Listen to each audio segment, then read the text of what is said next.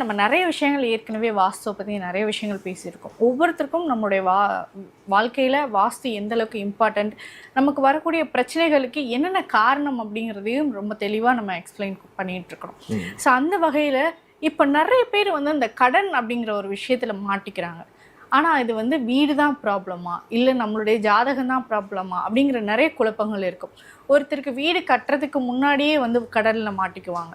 ஒருத்தர் இந்த வீட்டுக்கு வந்ததுக்கு அப்புறம் தான் எனக்கு கடன் அதிகமாச்சு அப்படின்னு சொல்லுவாங்க. இதெல்லாம் எந்த மாதிரியான வாஸ்து அமைப்பு இருக்கிறவங்களுக்கு இருக்கும் சார்? அப்போது கடன் அப்படிங்கிறது வந்து ஒரு மோசமான விஷயமா தமிழ் இலக்கியங்கள்லேயே சொல்லப்பட்டிருக்கு.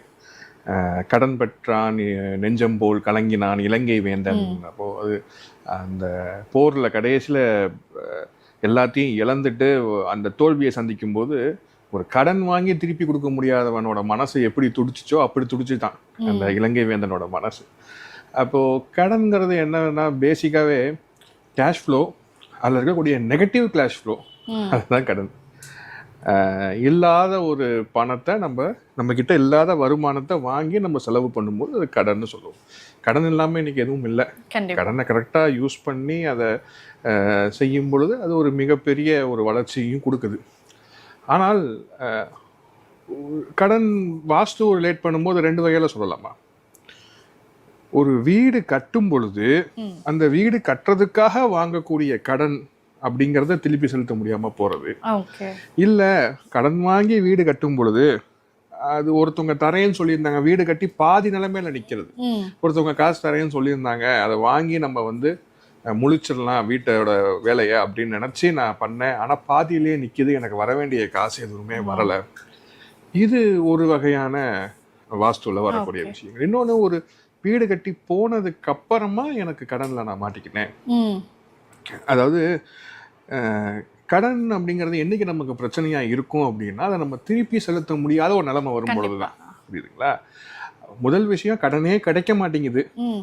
ரெண்டாவது விஷயம், வாங்கின கடன் தான் திருப்பி கொடுக்க முடியாது. இது ரெண்டும் வேற வேற வேற வேற. அப்போ இந்த வீடு கட்டுறதுக்காக நான் கடன் எதிர்பார்த்திருந்தேன், பாதியில எனக்கு கடன் கிடைக்கல அப்படின்னு சொல்லக்கூடிய விஷயங்கள் என்ன அப்படின்னா, அது மேக்சிமம் என்னவா இருக்கும் அப்படின்னா ரெண்டே கான்செப்ட்ல தான் நிற்கும். இந்த வடமேற்கு மூலை, நார்த் வெஸ்ட் கார்னர் இருக்குல்ல, இது வாயுன்னு சொல்லுவோம். இதுதான் ரொம்ப சூட்சமமான விஷயம். இதுதான் ஒரு வீட்டோட மொபிலிட்டி, ரொட்டேஷன். காற்று என்ன பண்ணும்? காற்று இன்னைக்கு இங்கே இருக்கும், நாளைக்கு பக்கத்து ஊருக்கு போகும், பக்கத்து நாட்டுக்கு போகும், திருப்பி இங்கே வரும், சுழன்று கொண்டே இருக்கக்கூடியது காற்று தான். புரியுதுங்களா? இந்த பஞ்சபூதத்தில் வீட்டில் அந்த 4 மூலையில் இருக்கக்கூடிய விஷயங்கள்ல வாயுவம் தான் மணி ரொட்டேஷனை குறிக்கக்கூடியது. வியாபாரம் பண்றவங்களுக்கு வாயுவம் ரொம்ப முக்கியமா கரெக்டாக இருக்கணும். ஏன்னா வியாபாரம் எல்லாமே சரக்கு வெளியே போகணும், காசு உள்ள வரணும், அந்த மாதிரியான விஷயங்கள் தானே. அப்போ இந்த வாயுவத்துல ஏதாவது குற்றங்கள் நம்ம செய்யும் பொழுதுதான் அது வீடு கட்டுறதுக்கே காசு இல்லாம நிக்கிறது. ஃபார் எக்ஸாம்பிள் 2 விஷயம் தான் அதுல பண்ணுவோம். முதல் விஷயம், வாயுவத்துல உள் படிக்கட்டுகள் போறது. அந்த இடம் வந்து ஈசான்யத்துக்கு அப்புறமா ரொம்ப வீக்கான கார்னர் அப்படிங்கிறது வாயுவம் தான். சொல்ல போனா ஈசான்யத்துக்கு ஈக்குவலாவே சொல்லலாம். எப்படி வந்து ஈசான்யத்துல வெயிட்டு போடக்கூடாதோ அதுக்கு ஈக்குவலா வாயுவத்தையும் நம்ம வெயிட்டு போடாம தான் வச்சிருக்கோம். அப்போ வாயுவத்துல உள் படிக்கட்டுகள் கட்டும் பொழுது அங்க வந்து மொபிலிட்டி, கேஷ் மொபிலிட்டி கண்டிப்பா நிக்கிறது. ரெண்டாவது, வாயுவத்துல வடமேற்கு வடக்கு பக்கமா தெருக்குத்தோ தெருத்தாக்கமோ வருது. நார்த் வெஸ்ட் நார்த் அது வந்து ஒரு நீச்ச பகுதி, அதில் வந்து ஒரு தெருக்குத்தோ தெரு தாக்கமோ வர்றது அப்படிங்கிறதும் நமக்கு மணி ரொட்டேஷனை கண்டிப்பாக ஸ்டாப் பண்ணும். மூணாவது, அங்கே வந்து வடமேற்கு வடக்க இழுத்துறது, ஒரு பக்கமாக அதை இழுத்து நம்ம கட்டும் பொழுதும், இல்லை அதை கட் பண்ணிடுறது, நார்த் ஈஸ்ட் நார்த்தை இழுத்து நார்த் வெஸ்ட் நார்த்தை கட் பண்ணிடுறது. இந்த மாதிரி அமைப்புகள் எல்லாமே வந்து நமக்கு அந்த வீட்டோட கட்டவே முடியாத அளவுக்கு மணியை ஸ்டாப் பண்ணிடும். வீட்டுக்கு போனதுக்கு அப்புறமா ஒருத்தவங்க கடன்ல மாட்டுறாங்க அப்படின்னா அது வந்து 2 விஷயம். முதல் விஷயம், அந்த வீட்டில் போய் உட்காந்துக்கிட்டு பணம் வரும் வழிகளை பூரா நம்ம அடைச்சிடுறது. கடனை வாங்குறோம், செலவு பண்றோம், அதை திருப்பி கட்டுறதுக்கு வெளியிலேருந்து நமக்கு வரவுன்னு வந்தால் தானே கட்ட முடியும். அப்போ அந்த வரவு எந்தெந்த வழிகளில் வரணுமோ அந்தந்த வழிகளை பூராமே நம்ம அடைக்கும் பொழுது அதுவும் ஒரு பெரிய கடனில் கொண்டு போய் மாற்றுறதுக்கான வழிவகை செஞ்சிருக்கோம். ஓகே. அப்போ அது என்னென்ன இடங்கள்னா நம்ம ஏற்கனவே சொல்லியிருக்கோம். பணம் வரும் வழி அப்படிங்கிறது மெயினா 2 தான். ஒன்று north east north, north centre, north west west, west centre. ஒரு வீடுகள்ல இந்த பகுதிகள் எல்லாமே அடபட்டு போச்சு, எந்த விதமான காத்தோ வெளிச்சமோ அது வழியா வர்றதுக்கு வாய்ப்பு இல்லைன்னா பணம் வரும் வழிகள் அடபட்டு போச்சு. ஓகே, சரிங்களா? ஆனா இந்த கடன் வாங்க வைக்கிறது அப்படிங்கிறது 2 முறை. ஓகே. கடன் வாங்குறது தவறு கிடையாது. கடன் கிடைக்கல அப்படின்னாலும் கடன் கிடைக்க வைக்கிறது அவசியமாக மாத்துறது. திருப்பி கொடுக்கறதுங்கிறது எப்ப திருப்பி கொடுப்போம்? வரவுங்கிறது வந்தா கடனை திருப்பி கொடுப்போம், ரைட்டுங்களா? வரவை அடைக்கிறது அப்படிங்கிறது இந்த விஷயங்கள். பணம் வரும் வழிகளை அடைச்சிடுறது. ஆனா பணத்தை வாங்க வைக்கிறது, லிக்விடேட் பண்ணி ஒரு கேஷை கையில கடனை வாங்க வைக்கிறதுங்கிறது அதோட சூட்சமங்கள் சவுத் ஈஸ்ட் அக்னிலையும், சவுத் வெஸ்ட் நமக்கு கன்னிமுலை, நிருதி, நிரோபாரம் சொல்லக்கூடிய சவுத் வெஸ்ட் கார்னர்.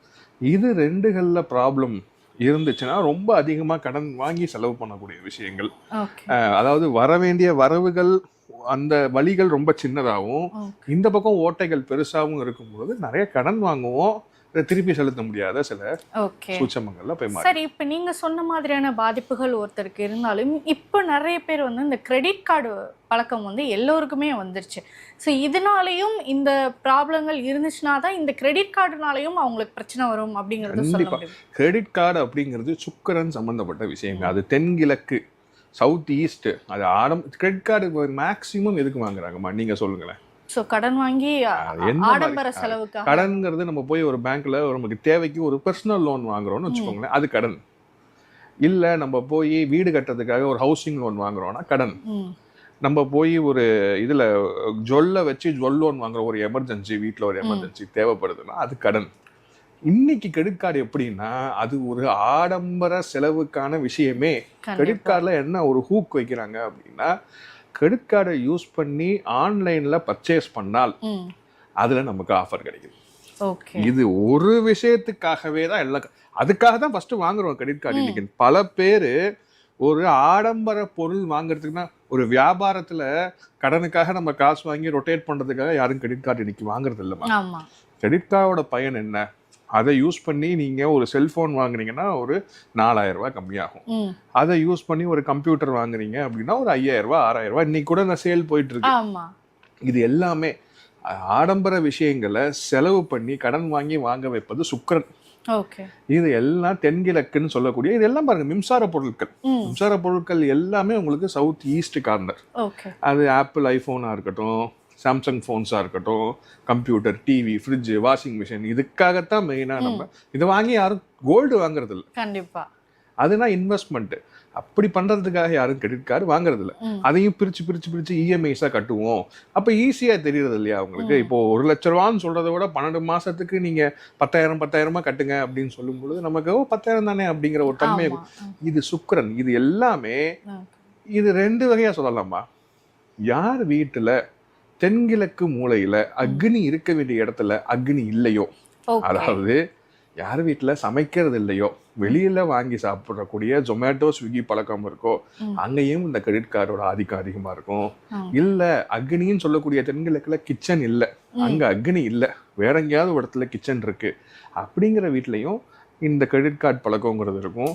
இல்ல தென்கிழக்குல நீச்ச பகுதி, கிழக்கு பக்கமா பெரிய ஓப்பனிங் வச்சுட்டோம், காத்து உள்ள மாதிரி வச்சுட்டோம், தென்கிழக்குல ஏதோ குற்றம் பண்ணிருக்கோம்னா அங்கதான் கிரெடிட் கார்டு பிறக்கும். எல்லார் வீட்லயும் அடிச்சு சொல்றேன், கிரெடிட் கார்டு மூலியமா மாட்டிக்கக்கூடியவங்க எல்லார் வீட்லயுமே நமக்கு வந்து சவுத் ஈஸ்ட் கார்னர்ல பிரச்சனை இருக்கும். ஆனா வியாபாரத்துக்குன்னு கடன் வாங்கி மாட்டிக்கிறாங்கல்ல, அது சவுத் வெஸ்ட். புரியுதுங்களா? அதுதான் வந்து தப்பான இடத்துல முதலீடு பண்ண வைக்கும், தப்பான இடத்த கூட சேர்ந்து வியாபாரம் பண்ண வச்சு அது மூலியமா கடல்ல தள்ளுறது சவுத் வெஸ்ட்.